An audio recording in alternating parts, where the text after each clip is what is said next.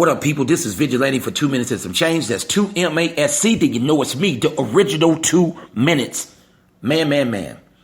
As we get closer to football season, I'm really disappointed in my people. Let me tell you why. First glance, I see a lot of people attack Kaepernick saying he ain't black enough or what have you. That ain't even the issue for me. The issue is what he said he was kneeling for. You can think, some people think that he's faking. I don't care nothing about that. It's what he is kneeling for and what he is getting blackballed for that really has me concerned with the state of our people, to the fact that it really doesn't matter. It's what he's taking a stance for by kneeling, and what he's been blackballed for, and what he's doing now in the community. That trend should continue all over. That trend of doing things and resetting our buttons back to values, back to loving your fellow man, your fellow black man in this case, and black woman in this case. Too many times our people start to take on attitudes of the people that oppress them. And that is the worst. Let me tell you, that is the worst feeling in the world. When you know you're doing something right and you're doing it for your people, and your people don't receive it by their indifference that they show. Y'all don't understand. Some people don't understand that the NFL is basically saying, hey, y'all gonna still watch our game. You're gonna still tailgate. You're gonna do everything we want you to do because we the biggest thing in this country when it comes to sports. And you're addicted to it. You're addicted to it, even if somebody take a stance against something that's rightfully so. We don't give a damn. And obviously, our people don't give a damn. Not to the point where the NFL should be nervous. If we really think that we have an impact as black people, the NFL should be nervous. Like, man, what we gonna do? Hey, somebody make the call. That's how quick big business people can do. They can make the call, pick them up. We can't afford to lose anything. And that has been our problem in everything from boycotting Black Friday to anything else that we try to boycott. Is the fact that they know that we're not effective. The Martin Luther King's Mega Everest movement, no way. That's not going to happen no more because we have indoctrinated a whole lot of black people to make them so comfortable that they would never not want to be uncomfortable. Even though watching Philando Castile get shot like a dog was very uncomfortable. Walter Scott was very uncomfortable. Eric Gardner was very uncomfortable. Sandra Bland, Jordan Edwards, Oscar Grant, Sean Bell, all the way to watching Rodney King, uncomfortable. Emmett Till, uncomfortable. Even the lyrics of the song of the anthem, uncomfortable. But yet we sit here as a people, money to our ear, superstars, flossing, and people that are watching the superstars. We look in awe. Man, I wish I had that. Man, I wish I could have that. What this guy got. I wish I had his woman. I wish I had his car. He's showing it to me, and I'm loving it. I'm buying him music. I'm doing all that. And I can just think on the slave field as a slave with whips beaten, marks on his back.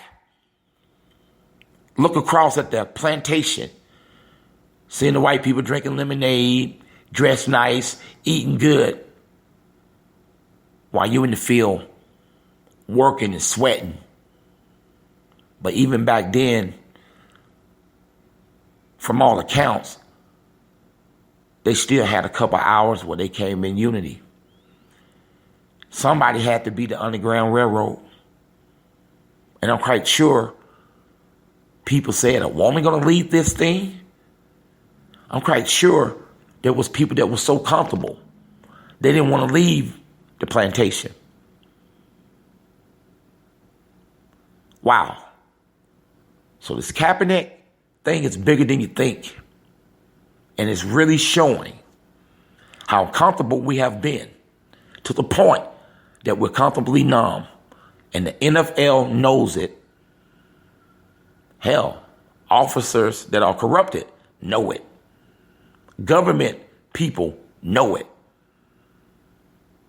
Because you can't do another race like this.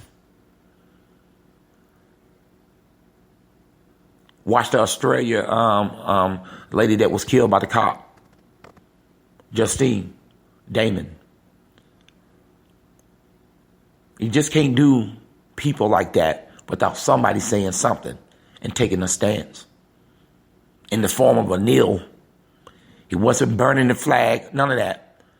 But they don't care. They don't want to set a precedence. That's what they did to slaves. Y'all know the stories of what happened to slaves when you make an example out of them.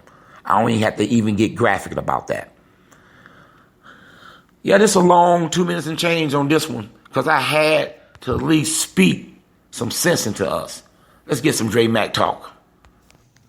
What's up? This is your man Dre Mac, coming to you with another history note in the middle of 2 minutes and some change with your man Vigilante, only on iHeart Radio. Now, I know we, as black folks, sometimes we use racial, I want to say, not necessarily slurs or anything like that, but we'll be quick to call somebody a coon or Uncle Tom, or the N-word. But let me tell you something about Uncle Tom. Now, I wanted to put that part in there because we had just talked about that. What do you call our people who don't support anybody? What do we call them? What do we call them? So when you go to the football game, if somebody call you a coon, you feel like, nah, I'm not a coon. I do right. I'm just going because I like football, right? Dre Mac, let's hit him with something else. What's up? This is your man Dre Mac, coming to you once again with another history note in the middle of 2 minutes and some change with my man Vigilante, only on iHeart Radio. Today, I'm actually going to surprise you guys a little bit. I'm a big, like race car fan, man. I love cars, man. I grew up loving cars. My favorite show growing up was Knight Rider because it was just cool to see a dude in a black car with all the trimmings and all that other stuff. So I'm just looking up, different history and everything when it comes to racing. I ran across a guy named Wendell Scott. Wendell Scott was actually the first NASCAR winner that was black. I mean, it's incredible the amount of racism that this man went through and financial hardships and just all kinds of other obstacles thrown at him. And this man won the Grand National Series. I mean, how incredible is that? This man is in the first black man in NASCAR in the Hall of Fame. Incredible, man. The drive that we have, metaphorically and personally speaking, the drive that we have as African Americans in this country, and based on everything we've been through, we always strive for greatness in the midst of the most hellish, most difficult situations. And maybe his history will push you when you're going through the most hellish and most difficult situations that you can possibly face, that you will continue to push through. Again, this is your man Dre Mac. Please follow me on Instagram, Pinterest, or Twitter, DreMac99.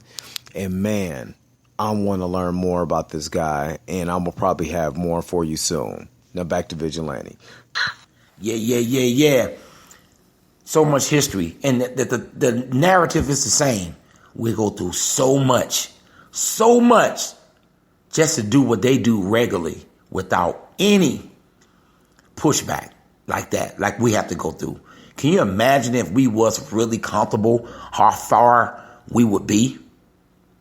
Can you imagine that most time that people have made it in this situation in this country is that they got the same story of how they had to endure racism, endure all kinds of hatred, financial woes to finally get a piece of the pie that don't exist. This has been Vigilante and Dre Mack for 2 minutes and some change. We went way over, but that was the change. Out.